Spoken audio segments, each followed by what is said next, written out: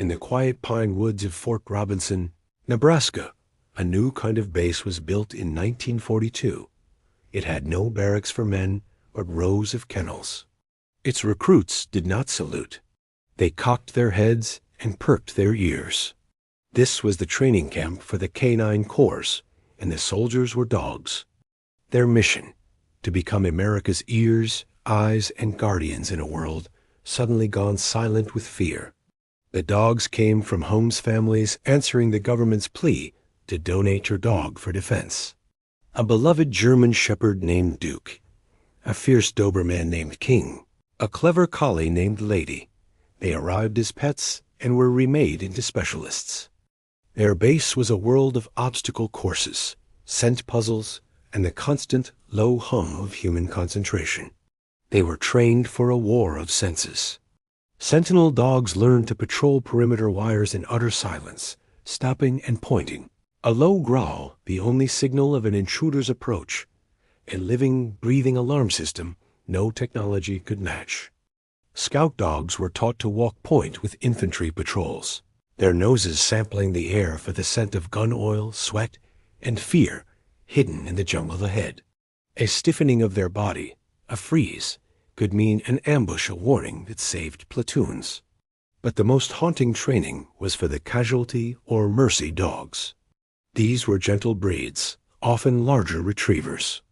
They were sent on to mock battlefields, littered with dummies and actors groaning in hidden pits. Their task, to find the wounded who could not call out. They learned to distinguish the living from the dead, not by sight, but by the subtlest scent of breath and fresh blood. When they found a live casualty, they were trained to stand over him and bark a sharp, rhythmic report that cut through the din of battle to guide medics. For a soldier bleeding out in no man's land, that bark was the sound of salvation. The dogs shipped out. A sentinel dog named Chips, a shepherd-collie-husky mix, landed in Sicily with the 3rd Infantry Division. When a hidden Italian machine gun nest pinned down his squad, Chips broke from his handler, charged the pillbox, and attacked the gunners, forcing their surrender. He was awarded a Silver Star and Purple Heart, though they were later revoked medals were for humans. In the jungles of the Pacific, a scout dog named Caesar led Marine patrols on Bougainville. He detected Japanese positions time and again, his silent alerts allowing the Marines to flank and destroy them. He was wounded by mortar fire and evacuated by his grieving handler, who had long since stopped seeing him as just a dog.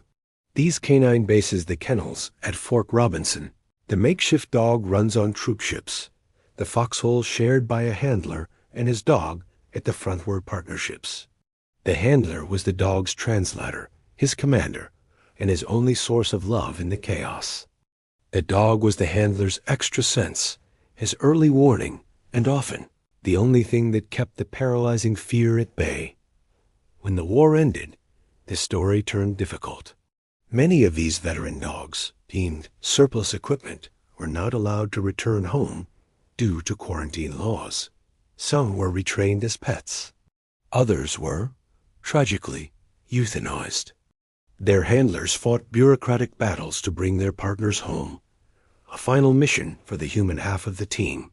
The base of the Canine Corps left no concrete legacy, but it proved that courage and loyalty are not human inventions.